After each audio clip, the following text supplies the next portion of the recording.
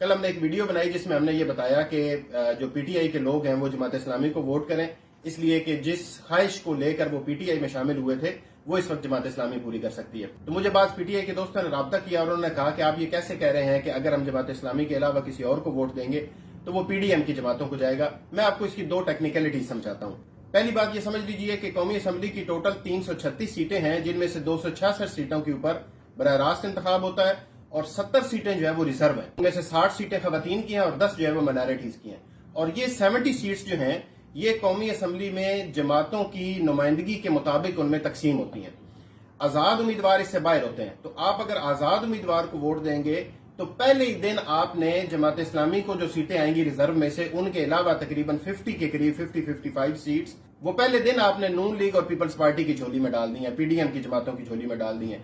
तो वो इलेक्शन से पहले ये 55-50 सीटें जीते हुए हैं अगर आप आजाद उम्मीदवार को वोट देते हैं। दूसरी बात यह है कि आपने पिछले सेनेट के इलेक्शन में और कौमी असम्बली के इलेक्शन में भी देखा कि जो आजाद उम्मीदवार हैं वो अपनी कीमत लगवाते हैं और जाके जरदारी की गोद में बैठ जाते हैं और जो हुकूमत बन रही होती है उसके साथ वो शामिल हो जाते हैं।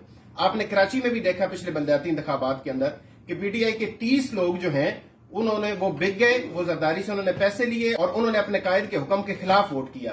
तो इस बात की क्या गारंटी है कि ये आजाद उम्मीदवारान वोट लेके आपसे ये जरदारी के साथ नहीं जाएंगे? उसकी एक वजह यह भी है कि कानूनी तौर पे किसी भी पार्टी को सपोर्ट करने के हवाले से इनके ऊपर कोई कदगन नहीं होगी। ये लीगली किसी भी तरह से बाउंड नहीं होंगे। ये अपने हल्के की बेहतरी का बहाना बना के, ये अपने हल्के के लिए फंड्स का बहाना बना के ये जरदारी की गोद में बैठ जाएंगे, ये जाके नवाज शरीफ की गोद में बैठ जाएंगे और फिर जिस करप्शन फ्री पाकिस्तान का आपने ख्वाब देखा है वो धरा का धरा रह जाएगा।